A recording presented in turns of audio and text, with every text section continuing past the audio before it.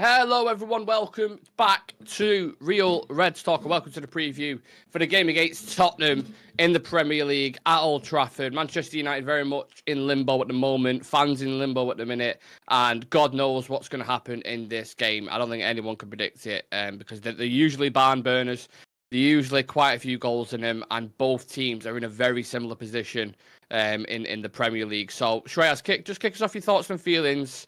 Obviously, we're going to dive into a lot of stuff individual in the game, but yeah, are you feeling confident or very nervous ahead of this?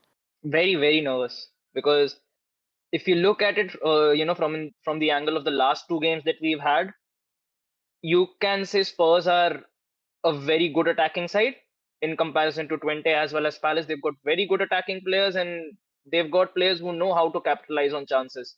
So they are a very good team. They're a very, I would say, tough opponent. And with the way that we've been playing, I wouldn't say that we've been playing very bad. I think there are moments where I say that team looks more stable, it looks more organized, build up wise and defensively things look much better than they did in comparison to last season. But our inability to convert, our inability to capitalize on the chances that we get, whenever the oppositions make mistakes, and they do make a lot of mistakes because we've got Bruno pressing, we've got Ahmad pressing, we've got Garnacho pressing, then you've either got Xerxes as well in the mix as well. So even when they do make the mistakes, the decision making around the final third, and even when we get the opportunity in the final third, our conversion rate is really awful. And when you come up again, that cost us against Twente, a game that we could have. I think we could have easily scored 3 goals in that game.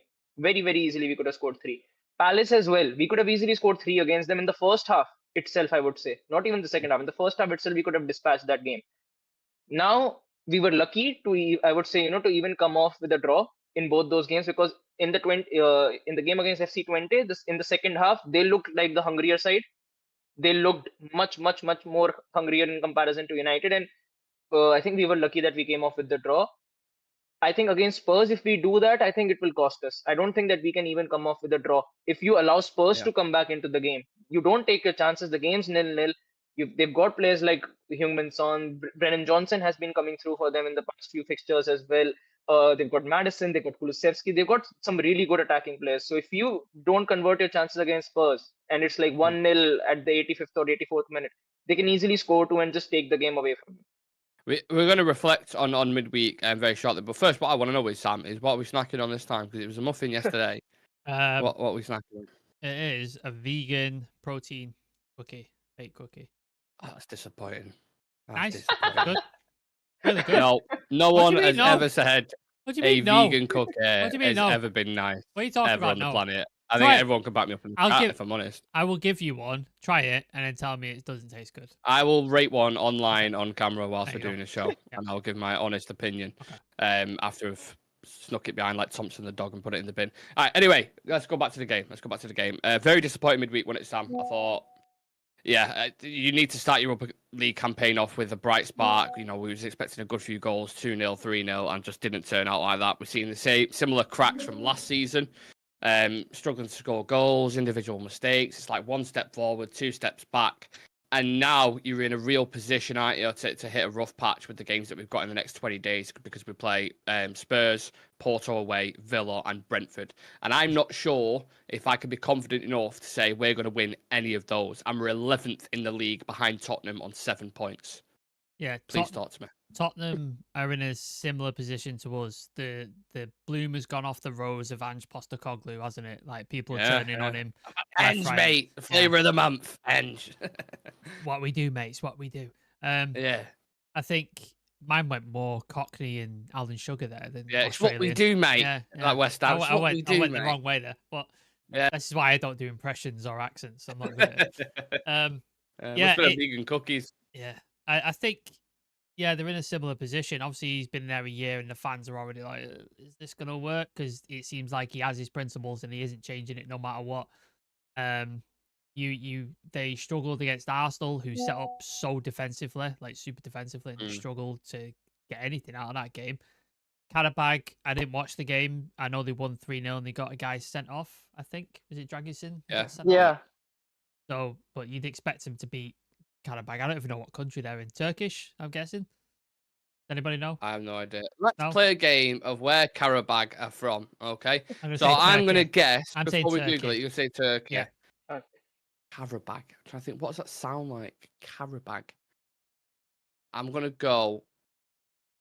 I think it'd be like a, I don't know, like a... I'm gonna Google it now. Kazakhstan or something. Shreyas, what's your guess? Karabag. I'm guessing somewhere in the Middle East or something. I don't know why. You're going Kazakhstan. I've gone Turkey. Shreyas. Let's have a guess. Uzbekistan. Uzbekistan. Right. Yeah. Jesus Christ. I've Googled it. You two are very close. It's Azerbaijan. Oh. Hey, not far Oh. away. Not far. Not far away. Yeah. Anyway, what was the point in that? I can't remember. Anyway, that now. So you expect them to beat Karabag, but with United, we don't look defensively suspect in my eyes. I think we look quite strong defensively. We just make mistakes. That's what costs us goals, and then we can't score. So I think we'll get a lot of space in behind Spurs because of the way they play and the way that we will always set up. We'll get a lot of space, but can we finish those chances? That's going to be the big question mark. If we can't, they've got people capable at the other end of the pitch of scoring a goal. Son can score a goal. Solanke's got a couple now. Brennan Johnson scored, I think, a couple. Kulusevski's a very dangerous player. They can score goals, and they will score goals. But we've looked defensively sound side. How much of the negation there? But the big question is, when's it going to click for us and we're going to score at the other end? Because this is the perfect team to play to score goals. But we ain't scoring right now. It's just like, what happens there? Like, it depends what happens. I think it's interesting what you highlighted there about the mistakes that we made, because I was thinking about this last night and the other games that we've played. So Brighton, I think you remember there was that mistake at the back post, wasn't there? Yep. No one marking anyone at all. Is that down to tactics or is that just individual players? It's about 3 players unmarked, wasn't yeah, it? no one switched on whatsoever. Again, switched on mistakes. Yeah. So there's the Brighton game. The Liverpool game, you think Casemiro twice fucked up and Mainu fucked up on the third one as well. So there's 3 mistakes that you're talking about. I think the majority of the game, FC20, Eriksen, Maguire as well. Maguire sort of involved as well. So you actually, like, a lot of the goals, I think 90% of the goals that we've conceded have all been individual mistakes. But the thing is, like I said to you yesterday, or was it after the match review, if we were scoring the chances that we've been creating, because if you look at the stats, we've created more chances, we've had more shots on goal, XG is higher, everything's gone in the right direction except goals. If we convert even half of those mistakes don't matter because we're 2-3-0 up by that point. So your mistake is one, and you still win the game. So then it's not as bad a reflection. But because we aren't scoring goals, those mistakes cost us games. Well, Shreyas, do you think we'll have a moment where the goals start flooding in? You know, Spurs are almost the perfect team the way they set up. Extreme high line. They've only kept 1 clean sheet so far and conceded quite a few goals. Is this the time to kill potentially in terms of being ruthless up top? It definitely is. And I think even in the past few games, I would say this as well. The problem has never been with when it comes to, creating chances. We've had some very good chances. We've missed some really, really good sitters as well, I would say, in the past few weeks. But I think against Spurs, we'll get more opportunities to actually create because of the way they set up. And the way Ange sets up, it's never it's never going to be that it's going to be unpredictable. We all know he's going to put a high line. Doesn't matter the kind of players he's got at his disposal. He's going to stick to his system. And with the kind of players that we've got, and at the moment with the kind of players who are starting for us week in and week out, I think there's a very, very good opportunity for us to actually take the game away from them. Will we be able to convert? I think when it comes to conversion of chances, I think it will still take a while. I think it will still take us at least a couple of months before the goals actually start flowing. Because in this team, there has never been, ever since Ten Hag has come in, I would say, there's never been a season where I would say that, the goals are divided. That Garnacho is chipping in with 10 and 15. Haaland is chipping in with 10 and 15. Ahmad is chipping, or Antony is chipping in with 10 and 15. It's never divided. It's only been, we've got one source of goals. So in the first season that Ten Hag had, it was Rashford. He scored 30 goals. The goals were flowing. Apart from him, no one even, I don't think that there was even a single player who got to double digits when it came to scoring goals. Second season in, Haaland was the only source. When he started to hit form in Champions League as well, I think he scored 6. In the Prem as well, there was a stint where he was on a run of games where he scored like 7 games back to back. He's patchy. Yeah. He wasn't consistent. Yeah, exactly. And that's why we struggled a lot last season when it came to converting goals. So, and I think even this season, I think Rashford will have a good season, but if you keep him as a primary source for as your goal scoring winger or just as a primary source for goals, I think we will struggle, because you can't be so reliant on one player who has shown that he has the capability to perform, but he cannot do it on a consistent basis where you would go season in and season out that this is a sure shot 25 to 20 goals player. He's not that sort of a player. So you need it to be divided. You need Garnacho, you need Xerxes, you need Hoyland, I would say, as well. Ahmad as well. They need to chip in. They need to divide it up, because that's the only way the pressure actually comes off from certain players. And right now, I think a lot of these players take it upon themselves in the dying moments whenever we are not winning to kill the game off or just do something extraordinary, where even if we keep things simplified, I think it will be a lot more effective. Yeah, like if we're talking about goals being scored, Sam, like I said, Spurs are the best team to do that against. The opposite of pragmatic. These games are usually very entertaining. The last 5 results has been 2-2, 2-0, 2-2, 2-0, 3-2. Yeah. Every game, that is.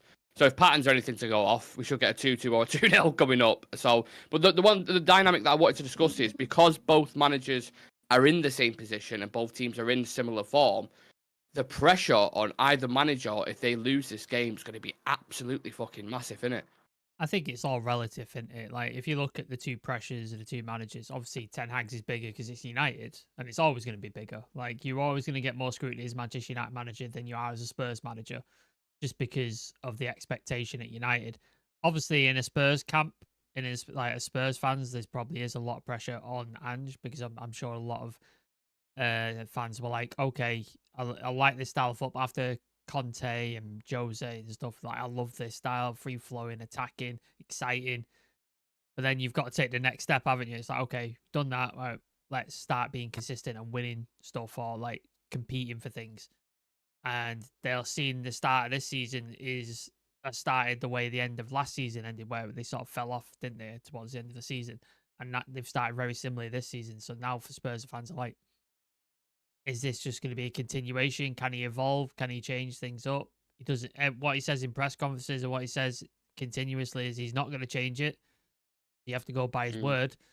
And then with Ten Hag, I think no matter what happens with Ten Hag, whether he wins this game, loses this game, or draws this game, there's going to be question marks on him, no matter what. Like, unless we absolutely batter them 5-6-0, I think there's going to be question marks over Ten Hag and should he be the right man to lead United forward, like, regardless of what happens here. So the pressure's much more sort of incrementally massive for a United manager.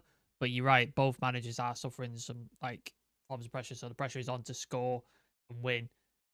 Will Ange go maybe a little more pragmatic just to make sure he gets over the line? Or is he just going to be balls to the wall like he normally is? And then United then just have to be clinical and take our chances? Is this the game where, the thing is, because we're going to get so many chances? Is this the game where we decide to actually put some in the back of the net? Yeah. I think if we lose this game on Sunday 2 or 3-0, that's going to be such a negative vibe around United and such a questionable thing. I know, but I mean, losing to Spurs when you're already 11th on 7 points, I don't know how you get past that as a manager. Honestly, I don't. When you drop points to FC20, you draw to Crystal Palace, you beat off Liverpool 3-0 already, you've been beat off Brighton. I mean, that's a tricky situation to get out of as a manager, personally. I really, really do. But what he needs, Shreyas, again, I'm not putting this all on the manager, because ultimately it's the 11 players that go out on the pitch and try to do. They're the ones who are missing chances. They're the ones who are making mistakes, right? But you need a big key player to step up in these kind of games and take the mantle. And I'm not confident we have a player like that in a minute. Prove me wrong. I think that's one of the reasons we're struggling at the moment, because you don't have an out-and-out match winner in this team. A go-to guy. Do you know what I mean? Exactly. Because you look at the other teams that, we're supposed to be competing with. You look at City. They've got 6 to 7 match winners on the pitch itself whenever they're playing. You even look at Liverpool. Even they've got match winners on the pitch whenever they're playing. You look at Arsenal. They've got match winners on the pitch whenever they're playing. At the moment, when you look at United, we don't have an out-and-out match winner on. Maybe we've got potential players who can reach to that level, but right now we don't have it. And the players who's supposed to be that figure for us, haven't really been able to perform for us, in that light. Bruno hasn't been at it, since the start of the season, I would say.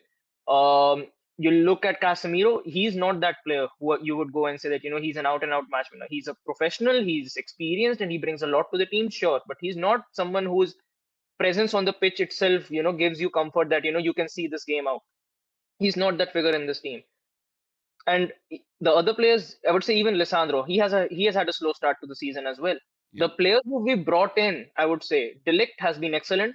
Mazraoui has been excellent because Mazraoui is probably one of the players in this team who I look at and say that, he's going to give us like an 8 out of 10 performance every single week. Doesn't matter the opposition.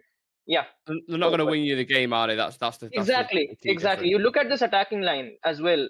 Xerxes has been very decent, but he's not a goal scoring outlet where you can get 20 to 25 goals. He's not that sort of a player. So, and the players who we hope can get to that level in Ahmad, in Garnacho, in potentially Rashford if he starts clicking again as well.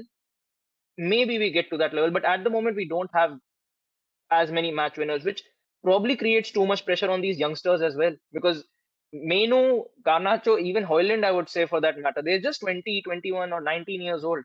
So to carry that sort of mantle in this team when you're supposed to be competing for the top four, you're supposed to be competing and for trophies, it creates a lot of pressure on these youngsters. So I would say the experienced players definitely need to step up. Bruno needs to step up immensely because I think in the past few weeks, Eriksen has been our best midfielder on the pitch in the past few games. You look at Palace, you look at Southampton, he's been absolutely exceptional for us whenever he's played. And maybe, you need to drop him, Bruno.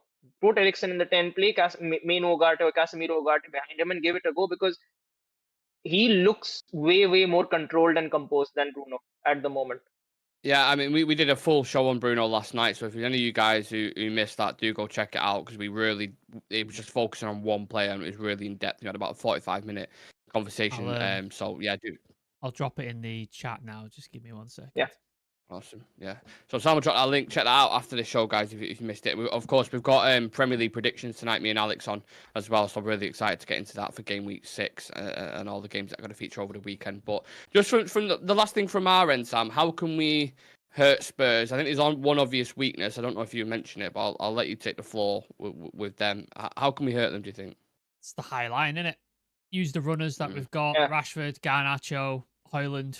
Like those type of guys who like to run in behind, like to run onto the end of the balls, and use players who can provide those like through balls. And normally you'd say like Bruno, but with him being out of form, like maybe Eriksen. Maybe Eriksen's the guy because he's fully capable of doing that also. So use your runners because they're going to play a high line. They're going to be way up on the halfway line. If you've got a quick couple of wingers like Garnacho and Rashford, and you can stick a ball in behind and they get on the end of it. Rashford looks like he's in some sort of decent form, so I trust him to score something if you can provide those chances to him on a plate. Garnacho looks, when he's got his opportunities, he scored, so I or assisted. So I think those two are the ones that you should go with. Whether Ten Hag does or not, I don't know. You'll see my 11 like later what I've gone with. I'm already changing mind in my head. Well, I've picked what I think he's going to do, but what I would do is something different. So just keep that in mind. Yeah, that's what you do. Just play that's the thing. Anytime they transition, they push up, win the ball back, use Ugarte, win the ball back, Casemiro through ball, Eriksen through ball onto one of the wingers or Højlund, and they're in on goal and they'll get a shot on goal. And if they just, as long as they're clinical, you get 2-3 goals like that by like the first half, and you'll win the game. However, it's easier said than done, isn't it? Because we're not very clinical at the minute. So that's going to be the tricky bit. And Tottenham press aggressively as well. We're going to talk about Tottenham in a moment. But another thing I want to mention as well with Tottenham, set pieces is another kind of obvious with them. Put them in on Vicario. Get a physical player, a bit of a shithouse on Vicario. He flaps. And put it in on De Ligt, because De Ligt looks decent in the air and he keeps finding space in the box. So that's something I'd keep an eye out for. Maybe a short one to the edge, Bruno, Ahmad, because we scored from set pieces this season. Shockingly, I know. But Finally. Yeah. Right. I'm going to dive into some stats in a minute, but I'm going to go to the chat. I don't want to neglect the chat because there's so many comments. Big up everyone who's putting stuff in. Andy Williams is saying, I genuinely Haven't a clue how we set up in this game. I've been trying to think about it. Haven't a clue. We need a big performance, no excuses. Nice to see a comment from Andy that isn't about Ten Hag. Cheers, Andy. Jonathan Ball, Garnacho is still too selfish with his decision making. Rashford returning to some form, but nowhere near his 30-goal rash year. Bruno in the worst form since coming to United. We're cursed, I swear. Rich is saying, I want Xerxes in 10 and Rasmus up front. I don't care how offended Bruno is. I support Manchester United, not Bruno Fernandes. Elite Baller we got in the chat. Nice to see you as well. We got Dan in there saying, name top 3 finisher for United in the current squad. There's a question from Dan. Top 3 finishers. So just in general, or in terms of stats, it's got to be Rashford, Garnacho. I doubt. No, because he's not finished anything, has he? Not this season, but if you look at it That's what I'm from saying. the This past season, this current season is Rashford, Garnacho, and Xerxes, or maybe even Eriksen. To be honest with you. Yeah, Eriksen. Yeah. Best finishers. Right, I say Rashford. I don't know. No one. Rashford's there. No one, because we can't finish. Delict has had better finishing. Yeah, we haven't got a clinical finisher, I don't think. Our best finisher went to Napoli in the summer. Yeah. And scored yesterday. And just scored, yeah, I was just about to say that. Yeah, correct. Spurs will beat the teams we struggle against, but they seem to struggle against top 10 teams. So many comments, thank you very much. Please do smash like on the video for us. Steph in the chat as well. And people talking about Chido Obi Martins as well. Right, so let's dive into some stats then. Manchester United have won 24 Premier League home games against Tottenham. Only Arsenal have beaten an opponent more often at home in the competition's history, which is 25 versus Everton. United have lost 7 of their last 19 Premier League home games, won 9, drawn 3, including a 3-0 loss to Liverpool. They had been unbeaten in 20 at Old Trafford before this current run. So another stat there. United have kept 4 clean sheets in their last 6 Premier League games, which is more than they had in their previous 24 combined. Jesus. However, they've lost both games in which they've conceded during this run. And then the last one, United have the 3rd highest XG in the Premier League this season, 9.6, but have just scored 5 goals. Only Southampton have a bigger negative difference between their goals and expected goals so far this term. So, yeah. Disappointing. Really disappointing. Disappointing. Yeah. All right, let's touch on Tottenham a little bit then. 10th in the league, 7 points, scored 9 goals, conceded 5. You've got Big Ange, who's under heat like Ten Hag, but you won't hear about it as much because it's not Manchester United. They play good, attacking, aggressive football. It's intense. They focus on keeping the ball, build up from the back, press high to win it, and they're just absolutely chaotic in the way they do it. Not to as much as a chaotic nature as United, but they are quite a watch, I would say. And the full-backs, in particular, Udogie and Pedro Porro, basically play as fucking centre-attacking midfielders. It's crazy. The centre-backs as well, Van de Ven's quick as fuck. Like, he gets up there as well. Yeah. Romero gets involved. Like, the whole defensive unit gets involved, to be honest with you. Yeah. In average possession, they rank first, 63%. Crosses into the box, they rank first. Passes into the penalty area, the first. Shots on target, the first. And touches in the final third, the first. So they output in the attacking sense. You can argue they're one of the best attacking teams in the league, statistically. So, yeah, when you look at these kind of styles, Shreyas, I'll go to you on this. Like Tottenham's or United's, especially last year, are they ever sustainable enough to ever win something like a Premier League titles over a course of 38 games? I don't think so. To be very, very honest, I don't think so, because the kind of consistency you need with results, I would say, and the way you need to play, it demands a lot of stability. It demands a lot of balance as well if you want to keep it up for 38 games in a row. And that is why City have actually been able to do such a good job in it, because the way, if you look at it very, very closely, the way they play in the Champions League is way, way more aggressive than the way they play in the Premier League at times, because they know that in the Champions League it is genuinely a case of whose day is it on that particular game night. In the Premier League, it's not the same way. The type of football that you play and the way you approach games, it's completely different to that of, these knockout competitions. And I would even say, in these knockout competitions, sometimes morale and form doesn't really matter that much. You never know. Some team turns up at, one day and causes a major upset. You never know what's coming in these sort of competitions. In the Premier League, though, I would say these, the top 4 teams right now, they look at the fixtures against teams like Palace, against teams like Fulham, Bournemouth, and these sort of teams, and they know they cannot afford to drop points against these sort of teams. So the game plan with which they approach these sort of games is completely different. When we approach these sort of games, we have a image in mind as to how we want to play, but when it comes to the implementation on the pitch, it just cannot happen, because every single team, when I mentioned Palace, Brentford, and Bournemouth, they know how to crack this sort of a system. When you talk about Spurs, when you talk about United, they know how to crack that, and that is why we struggle a lot against these sort of teams.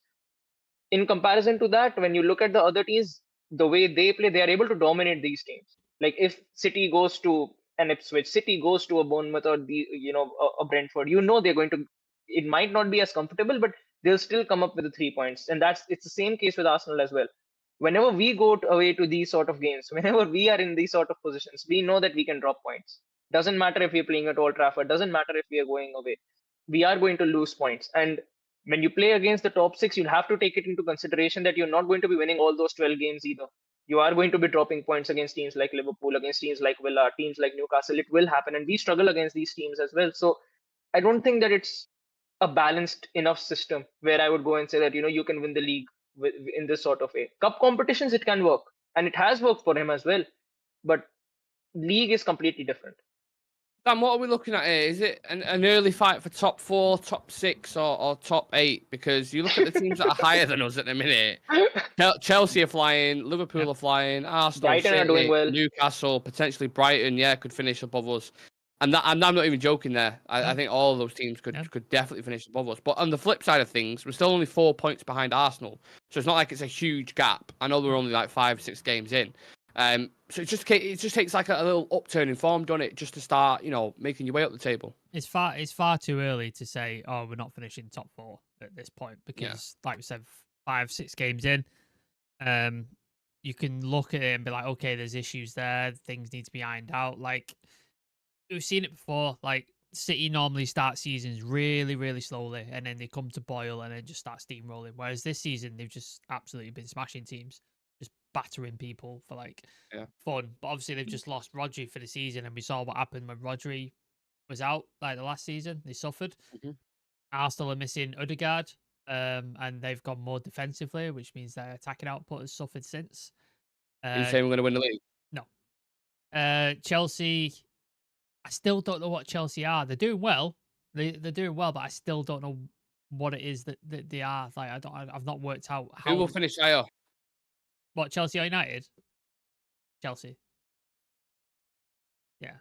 I just... And remember, not too long ago, the cloud that was around Chelsea, and everyone was talking about Chelsea. But the thing with Chelsea is as well, next month it could flip on its head, and he's lost 3 games in a row, and then he's out the door, because Chelsea are just that club, aren't they? Like they just don't give a shit. Yeah. It's like, oh, you're not like God, see you in a bit. Yeah. Like they just don't care. So I wouldn't use them as like a measuring stick for like what progress is. I think it's more like you got to use Arsenal as like the measuring sticks that they've built up over time to start challenging. Obviously, they've not won the trophies we have, but that's the way you think. And I think we have improved a lot of metrics, and I think our performances have been better, but we haven't scored and we haven't killed games off. And that's where you start. Like if the manager has had 2 years, like I know you're saying, I think of it as year 1 under Ineos, but I know you're different, Nick. You're saying we've had 2 years in patience, so we can argue about that. But fans have run out of patience at this point. So if he doesn't start delivering, he's probably going to get the chop. But I have seen an upturn and an improvement in performances and other stuff enough to sort of put my faith behind it. However, it has to go up in the next couple of months. If it just stays the same or drops off in the next couple of months, then I'd probably make the change. But you have to look at where we are, where we've come from, state of the club, all these different stuff. So I don't think it's as simple as we're finishing top 4 or we're finishing 10th. Like I think all opportunities are open right now. It just cannot be worse than last season. If we look as bad as last season and we finish, what did you finish? 8th or below? Yeah. That's not acceptable. Right, well, let's move the conversation on. And what I want to do is we're going to do a combined 11, lads. That's what we're going to do. of Manchester United and Spurs and see where this goes. And obviously, everyone who's in the chat, we want to hear your opinions and voices as well and debate it as much as you can. If we throw a player in there that you disagree with, for whatever reason it is, get it in the chat and we'll have a conversation about it. So, again, the first one is there's arguments for either side. I kind of get it. Whether you're speaking from a statistical point of view or on the eye. Who's the better goalkeeper, lads? Vicario or Onana? Have we got a coin? Let's just flip a coin. Yeah. Because there is, I think when you pick it, there's two deficiencies in there. I think with Vicario, we mentioned it off corners. He looks weak and measly, and he needs to improve it, like De Gea did when he first came to United. Onana, positional sense on at shots, times on is shots and stuff. questionable on shots. And the mistakes from last year at least weren't great. Offset pieces. So who do you go with? I mean, I lean 1% to Onana, but like, honest to God, it's 50-50. Yeah, you can pick anyone you want. I would go towards Vicario for shot stopping personally. Yeah. For what he offers. Yeah. But again, it's a flip of a coin in it. Should we let just the chat decide with that one? Yeah, I reckon, chat. probably. Yeah. Well, everybody in the chat hates Onana, as I've done many times on here. It's just it gets funny. So whatever. All right, so go with Vicario. Vicario might win that one. Mazraoui, right back. Mazraoui. Yeah. Move on. Yeah. Mazraoui in it. Yeah. Mazraoui. I think Porro's questionable defensively, and I think Mazraoui's been a home run since he's come in. Yep. I know what centre back partnership I have in my head, but I'll let you go with who you would pick personally. Leacher and Romero. I'll go with De Ligt and Van de Ven. So we've all got different bearings. I've gone Leacher and Van de Ven. Okay, Purely because Leacher goes in. I would say on form right now. I think on form right now, I would place De Ligt higher than Leacher. Well, so me and Nick picked Leacher, so he goes in for sure. And then did both of you pick Van de Ven? Yeah. Yeah, so Leacher, it's Leacher and Van de Ven then, isn't it? Yeah. Yeah, I think with Martin, I get what you're saying. I agree with you, Shreyas. Like form-wise, I do. I just think if I'm looking for balance as a centre-back partnership, Lisandro, what he offers in progression and on the ball, and then Van de Ven next to him. If De Ligt with the recovery pace that Van de Ven's got, if De Ligt carries on the way he's been doing for the entire season, then it's probably De Ligt, isn't it? Yeah.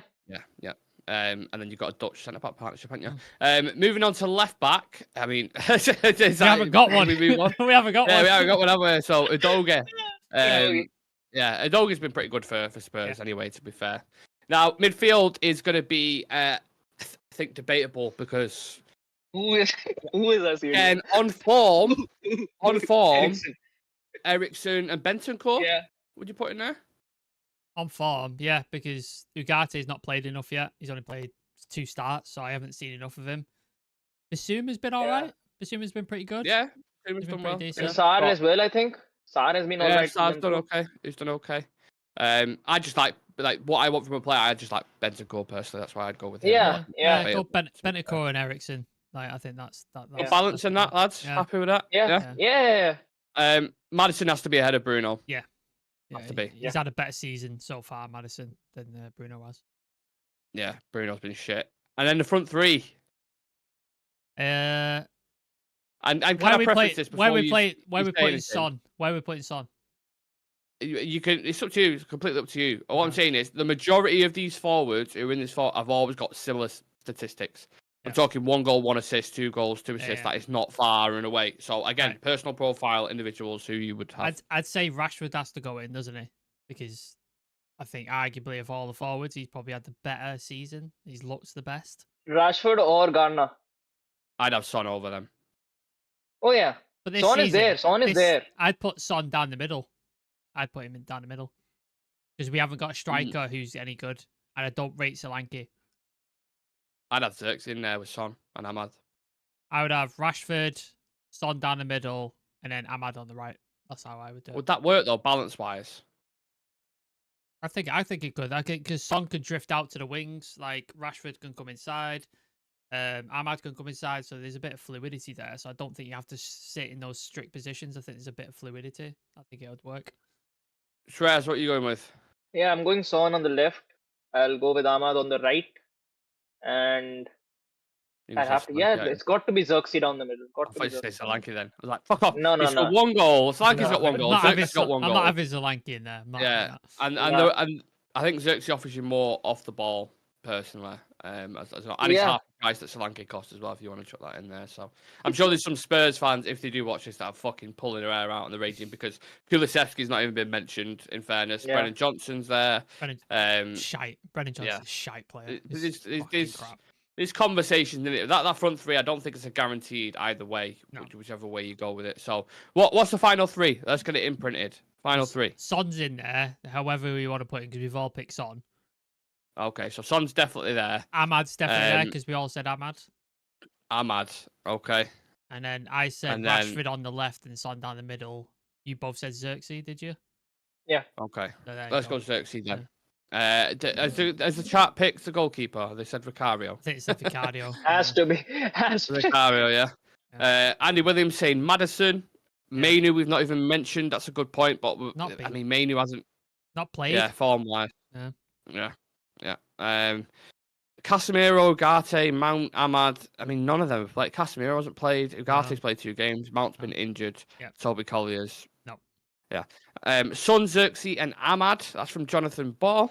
Yeah. Andy said just play midfield and forwards. To be honest, both attacks are average.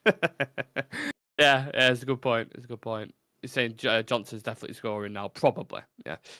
Right, Sam, kick us off with ones to watch for this game. Who are you keeping an eye on from both? One player from Spurs, one player from United. Spurs, you got to look at Maddison, aren't you? Pulls the strings. Didn't have a great end to last season. Started really well last season and then had an injury. Started and then he got an injury, came back, didn't look quite right. Started well this season. Good on set pieces. Got a good free kick on him as well. So I think he could be really, really interesting to watch. Son looks like he's lost a yard of pace to me. He looks slower. So interesting. I'm interested to see how he comes up against Mazraoui. So that could be interesting. But yeah, I'd say Maddison. And for United, depends who plays, man. Because I don't know. I still don't know the 11, so it's really difficult. And I don't want to pick Mazraoui like I do every single week. But he'll be the only one. Yeah, that's what I mean. I'm just out of options. I'll go with Rashford. In fact, we're picking a right back for the ones you watch. That tells you everything, doesn't it? I'll go with Rashford because I think the time he was dropped, I don't think he deserved to be dropped. I think he deserved to play. Yeah. And I think he's in some sort of form, so we need to play him while he's in form. I think that's what needs to happen. So I'd say if he could get in behind the Spurs line, I think he could have a couple of goals. So yeah, I'd say Rashford. Marcus Rashford, the high line killer. You got the narrative there with Bruno versus Maddison as well, who's going to come out on top there. Shreyas, who are you going with? I think for us, it's got to be Rashford, genuinely, because when you look at the way Spurs play, the way Rashford can get in behind, it's probably one of the best games to actually start him in, because I think they play to his strengths and he can be very, very effective. I wouldn't be surprised if he plays Xerxes and Rashford and Garnacho in this game as well, because he would want direct wingers in this game. So maybe Ahmad comes off the bench. So I wouldn't be surprised if he goes with Rashford and Garnacho off the wings. But yeah, barring Mazraoui, Rashford is probably the only person who comes to my head, because apart from that, everyone is unpredictable. Yeah. For Spurs, did you say someone for Spurs? Now that we've I think Brennan Johnson will now score. Yes. After our comments, Son will look like the his 25-year-old Son with his pace back. Now that we've talked about his pace as well, but yeah, I think Son will definitely be a problem because he's genuinely a very tricky winger, very, very tricky winger. Yeah. So it will be a good competition with Mazraoui on there. In the midfield as well, I think that's going to be very tricky. How Ten Hag actually picks his midfield, because I think if he goes with Eriksen, Mainu, and Bruno in this game, Bentancur can cause a lot of problems. Bissouma is very physical. Bentancur is very physical and good on the ball. A similar game to last year, one of the first games. The second we looked good for like 30 minutes, didn't we, against Spurs? With winning it high up, turnovers, and then it fell apart after that.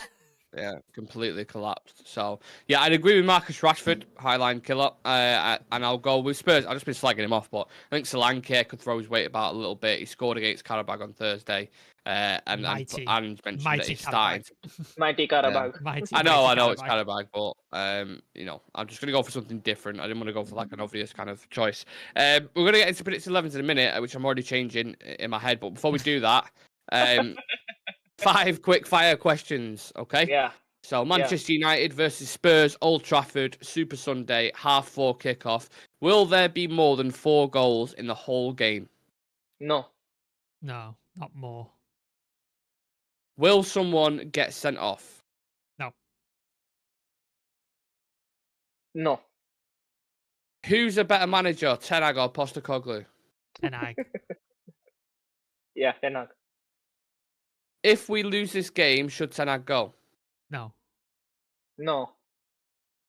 Prediction for man of the match. Mazarawi. Yeah.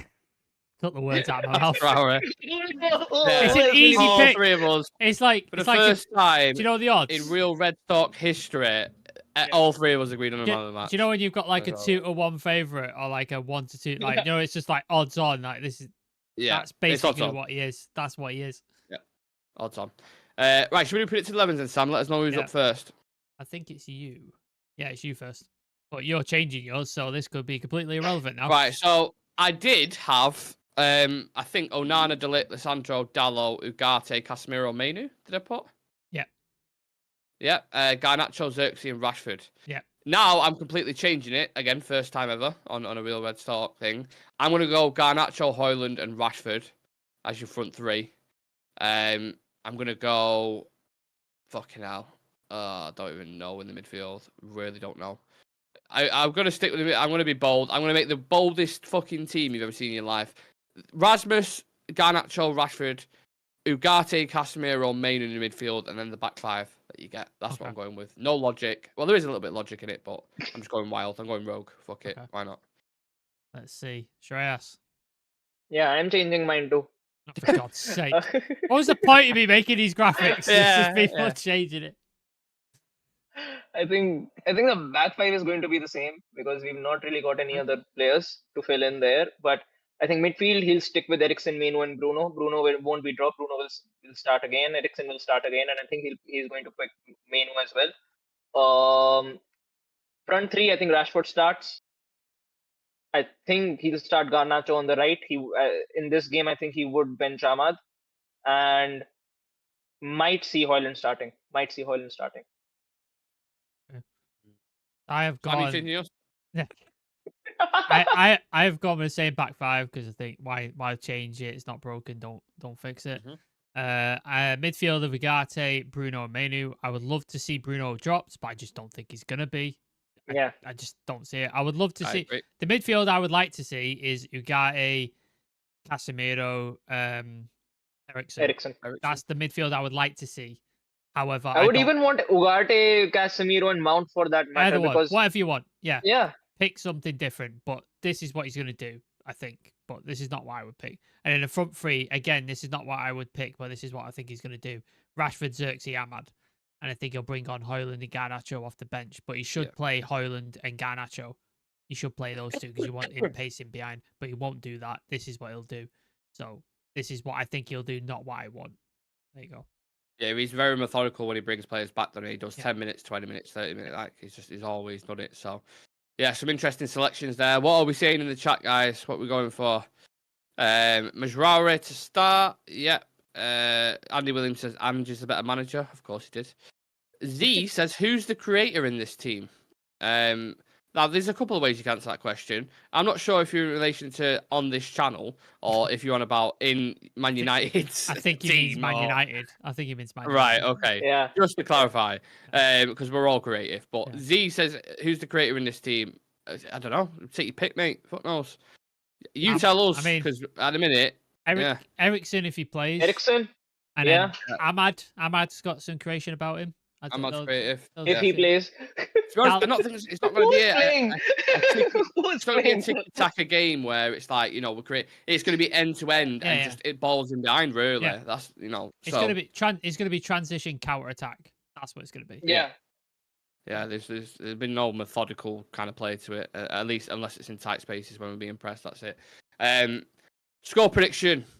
I'm first on teams, so one of you lads go first on score predictions. Talk to me. I'm going to pick the most obvious scoreline. Are you going 2-2? 2-2, innit? I was going to say 2-2. Yeah, I said 2-2. Yeah, that's mine. that's So everyone's got the same man of the match, the same fucking score prediction. Oh my goodness me. Goodness gracious me. 2-2. You look at the past 5 games, 2-2, 2-0, 2-2, 2-0. well, the So poll, it's either gonna be 2-0 or 2-2. the poll in the chat, 40% of people have gone for a draw, 32% United win, and then 28% Spurs win. So everybody's gone for a draw as well. Lovely stuff. I think a draw would just about save both managers, and you might just get that. I think they might be a bit nervous or twitchy to push on and try and nick the win, because I think if you lose this game, it's going to be huge for either guy. So very interesting, and there's a reason why they put it on Super Sunday, because they know it's a barn burner between United and Spurs. They just know that, and they're going to get that at Old Trafford. So. At least, lads, if there's a silver lining in this, they cannot ruin our weekend because it's on Sunday in the afternoon. Just a Sunday. Just a Sunday, which are already fucking depressing anyway as they are, so we should be all right. I'd like to thank you. Jonathan Ball said 2-1 Spurs. He said 3-1 United. Richard Hawkins said 2-1 United. Andy Williams said 2-1 Spurs. Bozo moment inbound. So, oh god, split opinions in the chat. Yeah, I can see a mistake or something, or a VAR. To be honest, this season, we've not had a moment like that, have we? Like a penalty or a VAR moment at all? Not for United. Now it'll happen. Now it'll happen. Yeah. Now but you said it. Now it'll happen. Since the start of the season, we've not had anything like that, have we? No. No. We've had referees being really shit and not like calling fouls, but no VAR stuff. I've not seen any. Yeah, nothing. No penalty shouts. Nothing like. It's all that. But yeah, so 3 things that are bound to happen in this game: 2-2, Brennan Johnson to score, and a VAR decision is going to go against us. Yeah. VAR. Yeah, against Rashford. Rashford will be marked offside. It'll be like a toenail's width of him being offside, and it'll be marked offside. You'd be like, right, cunts. Yeah, we've officially cursed it. Now we lose. Yeah, well, I hope also, not. Lissandro, do not do any stupid tackles or anything stupid. Double footer. Please. Listen, there's a Spurs fan mirrored identically to you on another channel now saying, Romero, please, whatever you do, do not dive in and get both a red the card. Argentinians. Both Argentinians. Yeah, exactly. So take your fucking pick. Yeah. Yeah, right. We'll leave it at that, guys. If you guys have nothing to watch after this, like me and Sam said at the start of the show, make sure you check the show we did out on Bruno Fernandes last night. A really in-depth, deep dive into why he's struggling at the moment, what we could do around him to improve his performances, and a load of other stuff. So check that out. Me and Alex, I'm not sure it's going to be live. I think it's going to be live tonight, doing the Premier League predictions for game week 6. So we're going to go through each game. Of course, he's an Everton fan as well, so I want to talk to him about the whole fucking scenario going off on there. Yeah, that's a podcast in itself, but then we're going to discuss the games over the weekend as well and give our predictions. So it would be really nice to see you there, but I appreciate it's a Friday night. I know people are busy. So yeah, check out those 2 pieces of content. And apart from that, Shreyas, Sam, have a nice weekend, lads. And thank you. Follow all the socials. TikTok, Instagram, all that good stuff. Yeah. Peace.